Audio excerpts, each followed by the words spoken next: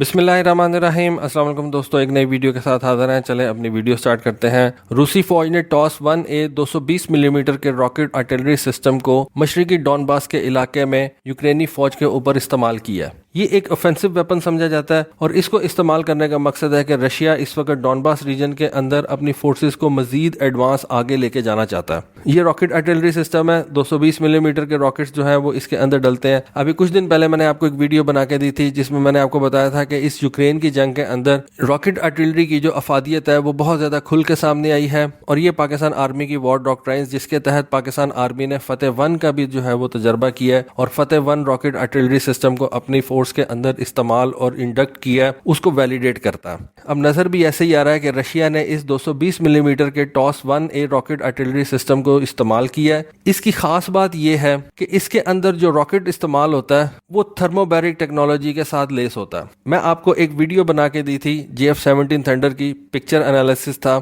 जिसके अंदर देखा जा सकता है कि JF-17 थंडर के ऊपर 2 सफेद रंग के बॉम्ब जो है वो लगे हुए थे।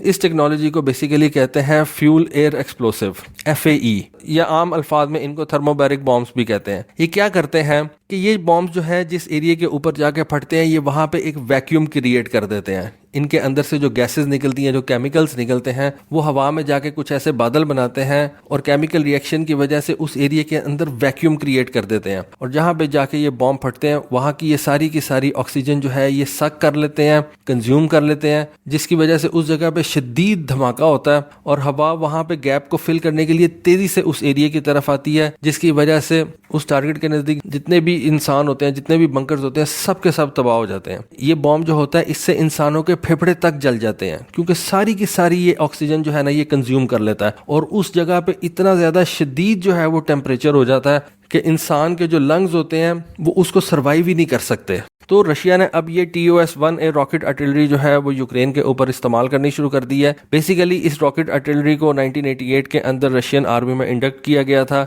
ये जो रॉकेट लॉन्चर सिस्टम है इसको T-72 टैंक की चेसी के ऊपर रख के इस्तेमाल किया जाता है। टैंक की टरट हटा दी जाती है और टैंक की टरट की जगह पे इस रॉकेट लॉन्चर सिस्टम को जो है वो फिक्स कर दिया जाता है। एक और बात आपको बता दूं कि ये जो TOS-1A सिस्टम है इसको रशिया की रेगुलर आर्मी इस्तेमाल नहीं करती। ये वेपन रशिया की न्यूक्लियर, बायोलॉजिकल और केमिकल वेपन इस्तेमाल करने वाली फोर्स इस्तेमाल करती है। रेगुलर आर्मी इस वेपन को यूज नहीं करती। हर सिस्टम के अंदर 24 राउंड होते हैं और इसको फ्लेम थ्रोअर के नाम से जाना जाता है, यानी कि ये आग के गोले फेंकने वाला सिस्टम है। रशिया ने इस TOS-1 सिस्टम को शाम के अंदर भी इस्तेमाल किया था। सबसे पहले इस सिस्टम को अफगानिस्तान के अंदर जब रशिया ने इन्वेजन की थी वहां पे पंशेर वैली के अंदर इस सिस्टम को इस्तेमाल किया गया था।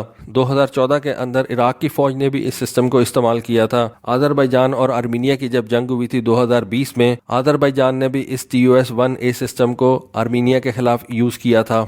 ये वेपन जो है ये बेसिकली दहशत फैलाता है और इसी वजह से रशिया ने इस वेपन को इस्तेमाल करके इसकी फिल्म्स बनाई, इसके फुटेजेस बनाई और बाद में उन्होंने ये फुटेजेस जो हैं उनको रिलीज भी किया ताकि यूक्रेन के अंदर इस वेपन की दहशत जो है वो बैठ सके। TOS-1A सिस्टम को रूसी इन्वेंट्री में सबसे मुनफरिद हथियारों में से एक समझा जाता है और ये सिस्टम जो है ये सोवियत TOS-1 पर मबनी है जो 1980 की दहाई में सर्विस में दाखिल हुआ था। रशियन फोर्सेज ने 2003 के अंदर इस सिस्टम की एक एडवांस फॉर्म जो थी उसको इंट्रोड्यूस करवाया। इस एडवांस फॉर्म के अंदर इसके जो रॉकेट की रेंज थी उसको एक्सटेंड किया गया, प्लस इसके अंदर एक सुपीरियर बैलिस्टिक कंप्यूटर जो है वो इंस्टॉल किया गया।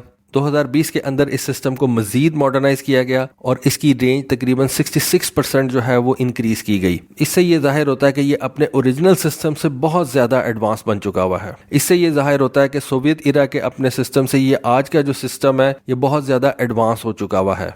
और इस सिस्टम को इस्तेमाल करने के लिए जैसा कि मैंने बताया कि T-72 टैंक की चेसी को इस्तेमाल किया जाता है। इस वजह से इसकी जो मेंटेनेंस कॉस्ट है वो भी बहुत कम है और इसको इस्तेमाल करना भी जो है वो को बहुत ज़्यादा मुश्किल नहीं है और उसके लिए को बहुत ज़्यादा ट्रेनिंग की ज़रूरत नहीं है। और इस वक्त इस तरह का कोई भी वेपन यूक्रेन के पास नहीं है और रशियन फोर्सेज ने इस वेपन को यूक्रेन के अंदर इंट्रोड्यूस ही इस वजह से करवाया ताकि वो अपनी फोर्सेज का मोराल जो है उसको बहाल कर सकें और जो उन्होंने ग्राउंड को थोड़ी सी लॉस्ट की है इस जंग के अंदर उसको जो है वो रीगेन किया जाए। तो दोस्तों ये थी आज की वीडियो, ये थी आज की इन्फॉर्मेशन। होपफुली आपको पसंद आई होगी। कमेंट सेक्शन में अपनी राय से ज़रूर आगाह कीजिएगा। आज के लिए बस इतना ही। Thank you. अल्लाह हाफिज़।